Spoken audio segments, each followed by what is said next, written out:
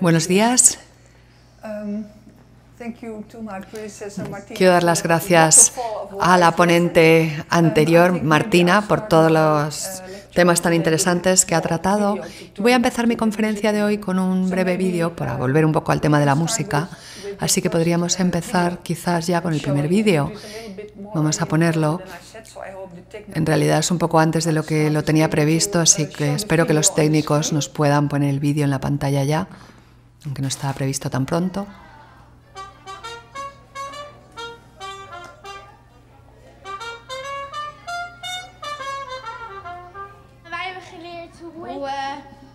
Hoe trompet moet spelen. Ja, en het was ook heel leuk. En we hebben ook geleerd betonen. En ja. Ja. We mochten even spelen.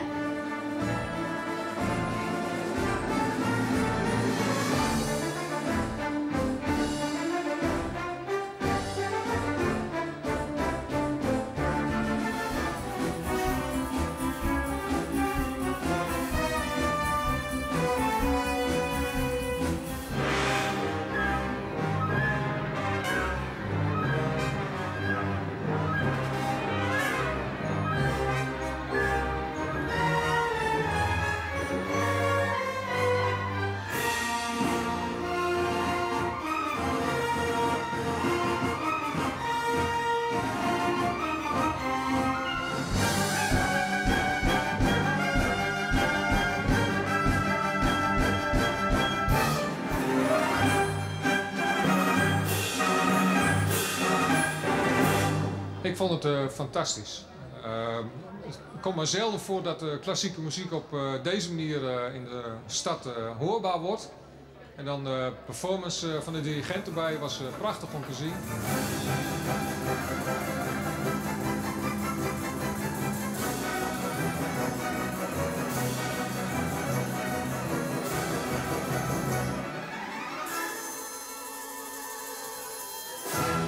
Wat jou betreft wel voor herhaling vatbaar?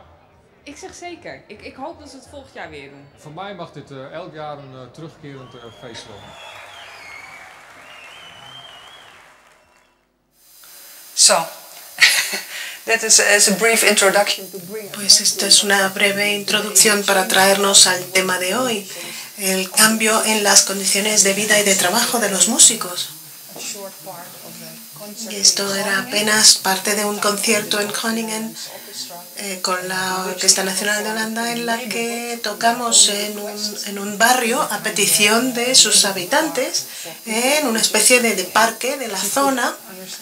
Y bueno, yo creo que, como habrán podido reconocer en el vídeo, hemos tocado bandas sonoras de películas. Hoy vengo a explicar tres cosas sobre la situación en Holanda. La primera, el cambio en la posición de los músicos y en las tareas que tienen que ejecutar profesionalmente debido a este cambio. Y en segundo y tercer lugar hablaré de dos aspectos que tienen que ver con cómo se logró este cambio en nuestro acuerdo de negociación colectiva y de cómo se traduce esta nueva situación en los acuerdos colectivos en Holanda. Pero como información básica, en Holanda hay 10 orquestas sinfónicas profesionales con gravísimas reducciones de presupuesto en 2012, con lo cual su situación cambió radicalmente para muchas de ellas. Dos de ellas tuvieron que reorganizarse en una sola. Dos tuvieron reducciones de presupuesto del 50%, con lo cual hubo que renegociar los contratos de los músicos. De hecho, en una de ellas tuvo que reducir sus contratos a un 60% de los ingresos iniciales a todos los que trabajaban en la organización. La mayor parte de las orquestas siguen dependiendo en más de un 50% de los recursos nacionales y locales.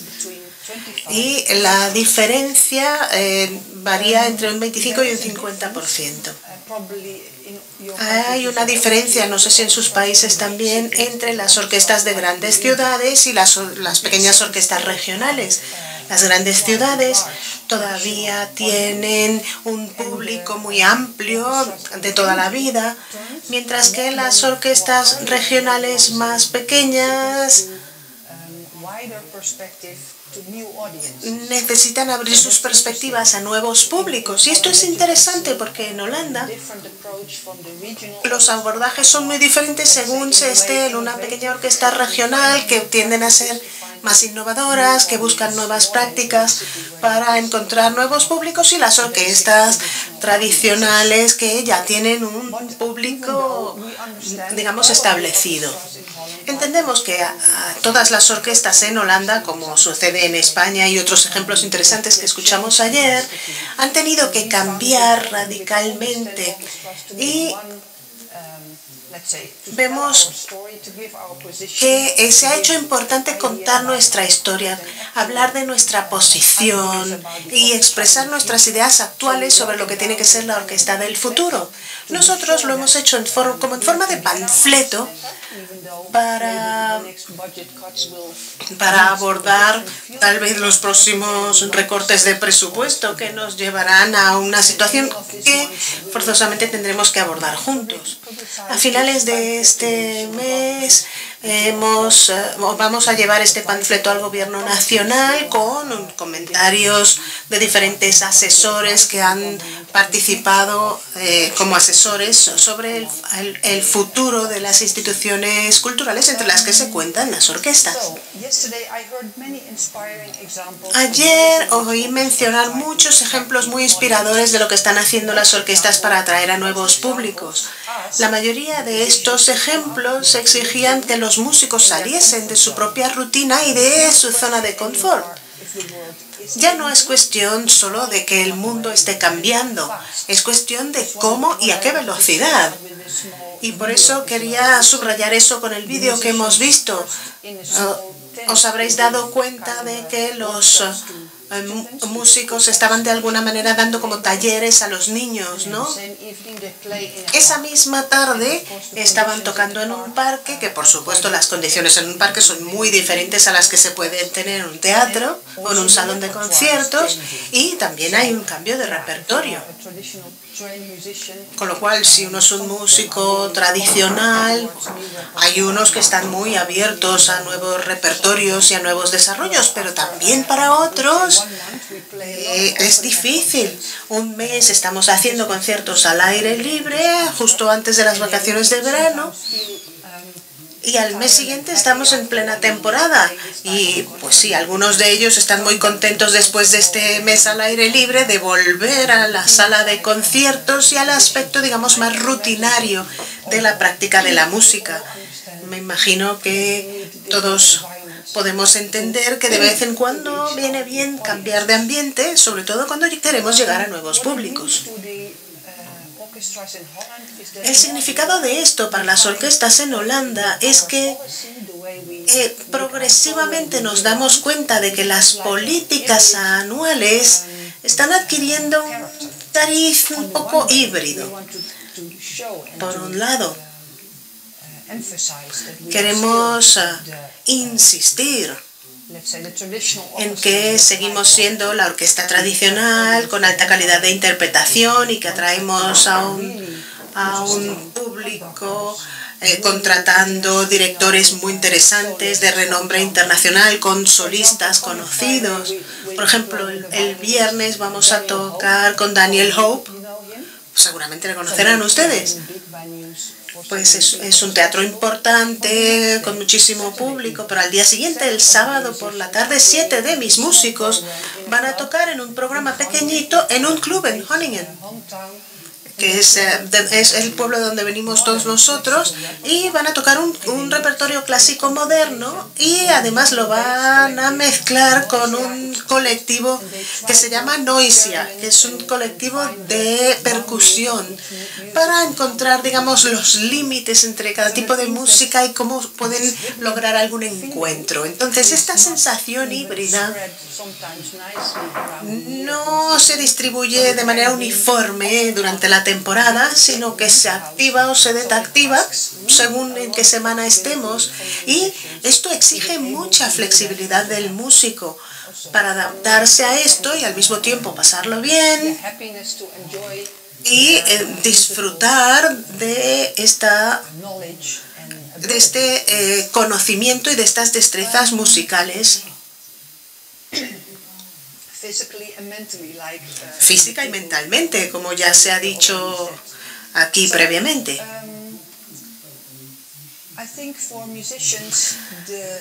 Yo creo que los músicos a veces temen que la situación nunca volverá a ser la misma que era en el pasado. Y seguramente tienen razón. Tal vez para la próxima generación será más fácil porque también habrán crecido en un mundo que tiene una percepción diferente de la música y de cómo administrar el tiempo libre. Y sus estudios en el conservatorio serán diferentes, habrán entendido o les harán entender que la parte de la presentación es importante, pero claro, en esta época de transición a muchos músicos les resulta difícil entrar en esta nueva era en la que tenemos que afrontar tantos recortes de presupuesto, porque para muchos de ellos es difícil entender la parte administrativa del trabajo musical y difícil entender la difícil situación en la que nos encontramos y que estamos en una época en que hay que buscar nuevas maneras de desarrollar la orquesta del siglo XXI, porque al mismo tiempo sentimos este estrés de la reducción de presupuestos y la presión de las agencias financiadoras, de los gobiernos, para que respondamos con nuevas ideas a esta nueva situación financiera. Yo creo que entenderlo y discutirlo es de gran importancia en reuniones como la de hoy, para que podamos un poco entendernos y apoyarnos mutuamente en esta difícil etapa que enfrentamos a la mayoría de las orquestas actualmente.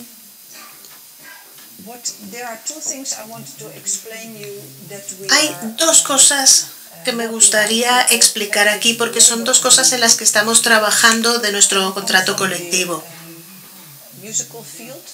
Yo vengo del área musical y cuando entré en la orquesta, el músico vivía de su trabajo en la orquesta, de su contrato colectivo. Yo no sé cómo os organizáis vosotros, pero de alguna manera daba alguna comodidad financiera estar en una situación en la que todo estaba descrito ya. Y por eso es tan importante poner las cosas por escrito formalmente. Uno de los aspectos que se han introducido en este contrato colectivo desde el verano pasado es la carpeta personal, que es una especie de solución para abordar estas horas libres que les quedan a los profesionales durante el año. En Holanda pues hay porcentajes de contratación, ¿no? Tiempo completo, tiempo parcial. Pero claro, las orquestas tienen un programa cada año y a ciertos instrumentos o a ciertos músicos les queda como tiempo libre. Y en Holanda hemos dicho, vale, pues para evitar esto, como se han reducido tanto la relación porcentual de los contratos, ha quedado todo como muy estrecho, con poca flexibilidad, pero tal vez habrá un método en el que podamos utilizar estas horas libres con mayor flexibilidad y esas horas ahora se utilizan, digamos, para la construcción del archivo personal y el tiempo que no estamos en la orquesta estamos trabajando en nuestro desarrollo personal. Eso significa que las orquestas de las grandes ciudades que viajan muy poco o nada tienen muchas horas de estas para desarrollo de su carpeta personal, así la llamamos, y las pueden invertir de diferentes maneras.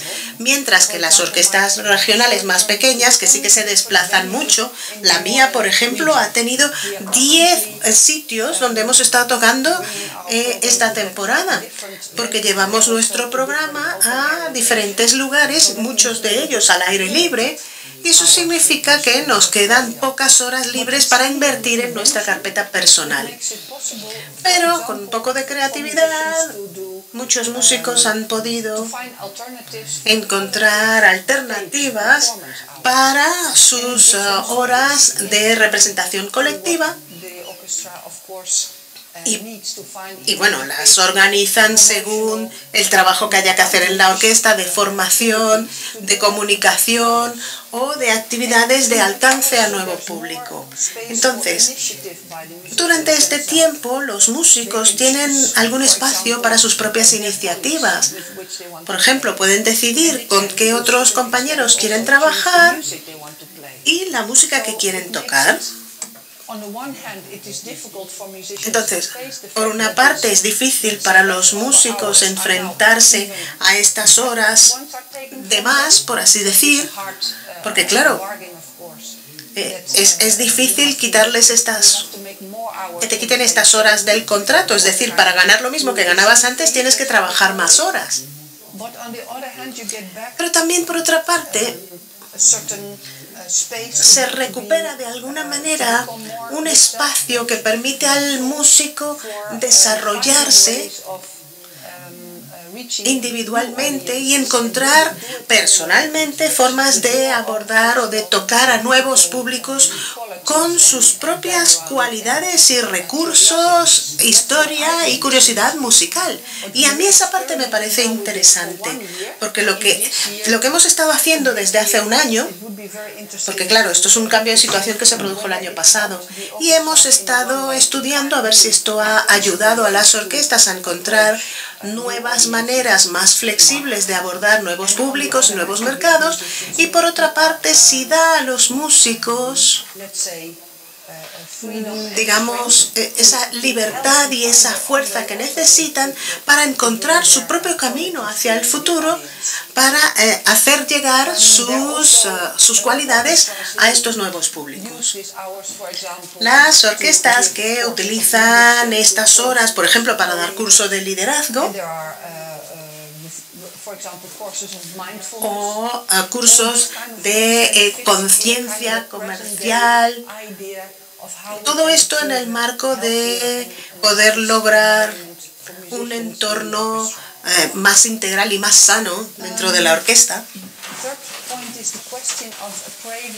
Les ha ido muy bien. Y luego está el tercer tema, que es la evaluación del desarrollo profesional. En estos mismos contratos colectivos hemos dejado un espacio para un presupuesto personal y un presupuesto de desarrollo. Es un poco como un presupuesto de formación y también se puede utilizar para gestión del estrés, no sé, o para dar más espacio a alguna presentación. La parte de evaluación se refleja en que actualmente todas las orquestas holandesas tienen que respaldar su palabra con hechos. Porque claro, siempre nos hemos dicho que es muy importante la comunicación, la formación, pero ahora hay que demostrarlo. Normalmente cuando hay un grupo de músicos, 80 músicos o un poco menos, la comunicación pues se puede dar o no de uno a uno, pero tampoco tenemos una larga tradición de conversar, ni en grupo, ni con toda la orquesta, ni con la oficina, ni con la administración. Entonces, nos parece importante que en esta situación actual, que es más difícil para las orquestas, no podemos seguir con esa idea de qué bien estaría comunicarnos mejor, sino que tenemos que obligarnos a ello y que al menos una vez al año cada músico vaya a hablar, digamos, con la administración para establecer vías de comunicación. La idea es que no dependamos ya de que esto sea una iniciativa de la dirección o de la administración, sino que tiene que salir de cada uno. Y el músico tiene el derecho y el deber de abrir de vez en cuando una reflexión sobre lo que representa ser músico en el siglo XXI, donde no solo hay que tocar bien, sino comunicarse bien. Creo que nos llevamos muchas lecciones y creo que es una meta que se puede lograr. Y después de estos 2 días en Madrid, me voy con muchas ideas en las manos y con mucha inspiración para poner en marcha cosas con mi orquesta en Holanda. Tengo mucho que contar a mis compañeros en Holanda, mucho que decirles que en Holanda, en Francia, en todos los países que hemos encontrado aquí, tienen los mismos problemas, pero que también han encontrado muchas y muy diferentes y muy buenas soluciones para enfrentarlos. Es decir, que no nos deprimamos por la situación que tenemos, que no es la ideal, sino que nos animemos a seguir buscando un mejor futuro para nuestras orquestas. Y me gustaría cerrar con otro vídeo cortito que a ver esta inspiración que podemos obtener de cada músico, que va más allá de lo que es una institución, donde cada quien puede mostrar su creatividad y su fuerza individual para llegar a nuevos públicos. Entonces, voy a cerrar con un vídeo de Daria von den Bergen para mostrar cómo presenta ella sus destrezas y su pasión al público holandés. Y hasta aquí lo voy a dejar. Gracias.